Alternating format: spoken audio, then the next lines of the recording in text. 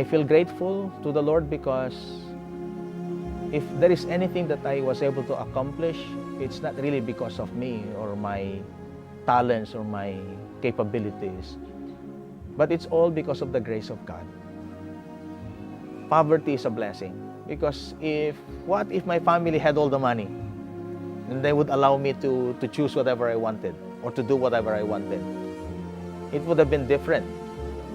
It is a form of servanthood. When you see people who are fulfilled in their lives as they go about serving people, you cannot but be influenced or infected by that because, the joy of life and fulfillment is infectious. All I wanted was simple life of a priest.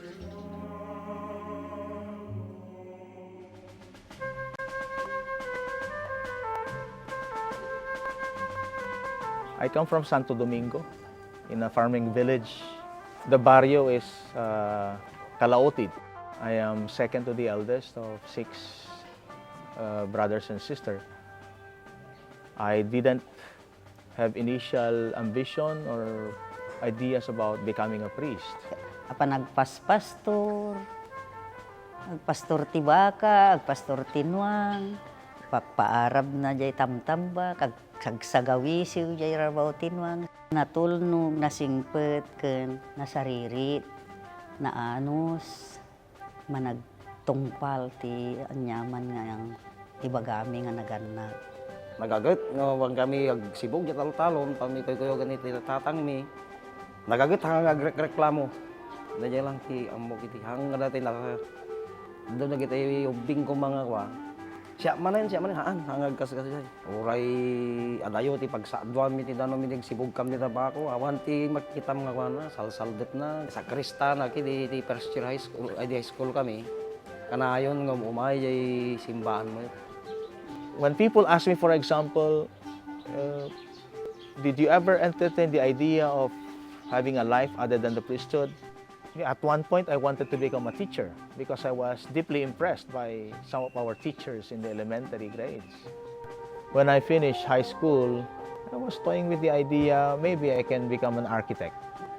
And I was interested in, building things. I like art and things like that. Some of my classmates were entertaining the idea of maybe going to law school. So maybe I was saying myself, well, that's a good proposition. Maybe I can try that. But on the other hand, I was also thinking about where will I get the money to bring me or to put me to law school. But I don't know if it was accidental, but I tend to see it as more providential. That the vocation to the priesthood came at a time when I least expected it. I was in second year high school. Inalukoy mo jay direktor jay eskwela nga pagbasaan nga isar na ti seminaryo. Pay madi kami, napanglaw kami met. In panamnaman na met nga tulungan na kami. Sometimes you realize that poverty is a blessing. What if my family had all the money and they would allow me to choose whatever I wanted or to do whatever I wanted? It would have been different. But as they always say, God writes it straight in crooked lines.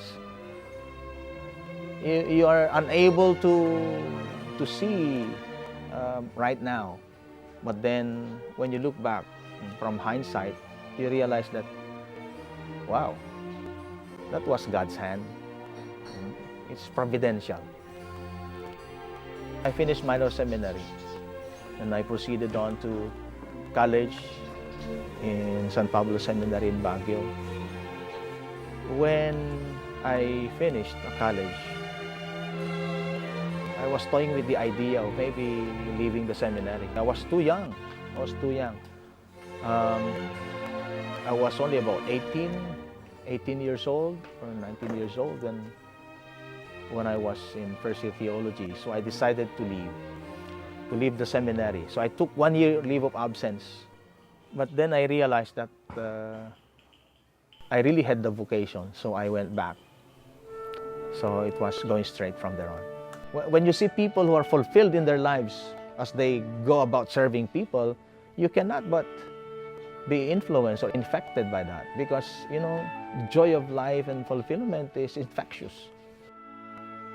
So I got ordained December 1st of 1988. Yeah, so that's how I became a priest.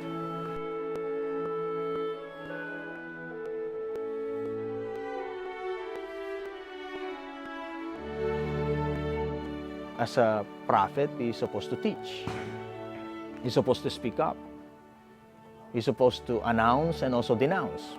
Announce the good news and denounce whatever is evil. As a priest, he's supposed to sanctify, so to lead people in worship, to bring God closer to people and bring people closer to God. He manifested his kingship by doing acts of service, by allowing his life to be spent, to be used for people to be able to have fullness of life. He is considered a servant leader. So his ministry is not limited simply to preaching and teaching and celebrating the sacraments. He is also to engage in activities that will promote social justice, that will help people in their struggle for liberation from anything that is oppressive. So if social transformation is needed, then the priest also should be in the forefront, and he should be on the side of the poor as they struggle for human liberation, aside from spiritual salvation. Dahito'y anak iyo kwa, ibaong ko, jay Amerika, ta apan nagbasa. Tanong anya ti apan na adalan isunto mati iadal na kadagiti kakadwana ko. Kukunakpay, ay wala po. Nagbayag nga nagbasbasa ko. Apay po no, kampamamo ti simbaan na kunak. Hanga mabalinihang ta iso na pinasirib, sumabaon mi. I also had a lot of passion for teaching, and I like seminary formation, and I wanted to prepare myself for that. You were duty-bound, for example, to give a good example.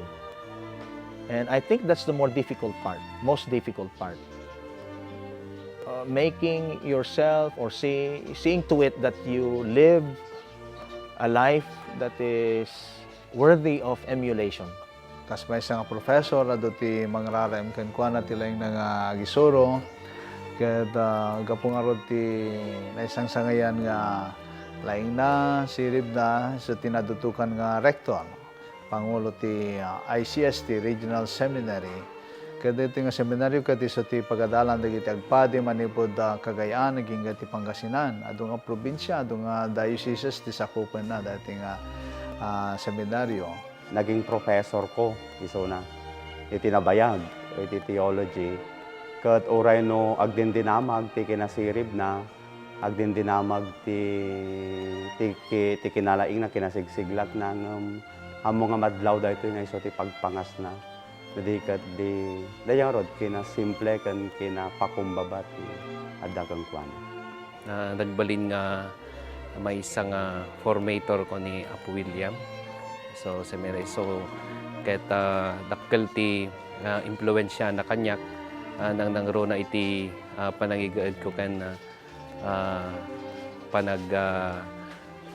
serve kas padi indaldalan nak personally ti bukod nga biyag ti panangigaad ko nga basa ken kastamat ten nagbalin nga napudno iti bukasyon. People talk about promotions. It's not the same in the priesthood.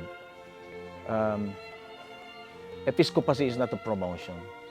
It is a form of servanthood. It's a ministry, so it's a form of service. And a lot of struggles, yes. All I wanted was simple life of a priest, to teach, to help young people, especially seminarians, maybe do more in terms of academics.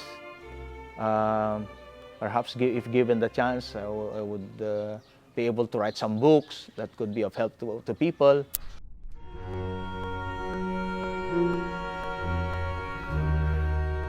I wasn't really excited about, becoming a bishop. No, it's not something that I would really aspire for. There is a big difference if you are made a bishop, because you are now in charge of, or you are entrusted with bigger responsibilities. Like imagine if I were simply a parish priest, I'm in charge only of one parish, one town. But as a bishop, then you are in charge of the whole diocese. I'm not ready. Like as I said, if you don't have enough experience, why take the plunge? Why should you be ambitious enough when you know that you can't do it? No, it's like you need to be practical.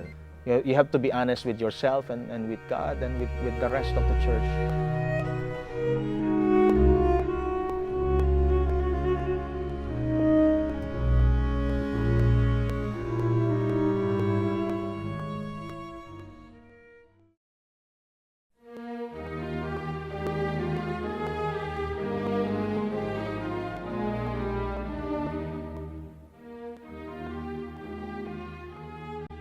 Some years ago, Archbishop Ernesto Salgado began to look for someone to assist him in shepherding the archdiocese. The usual practice then, and even at this time, is to search among seminary formators for new bishops. It was inevitable that the name of Father William Antonio would be mentioned.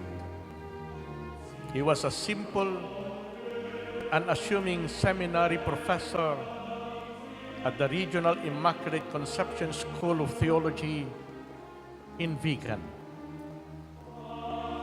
Armed with a doctorate in sacred theology, summa cum laude, from the Catholic University of America,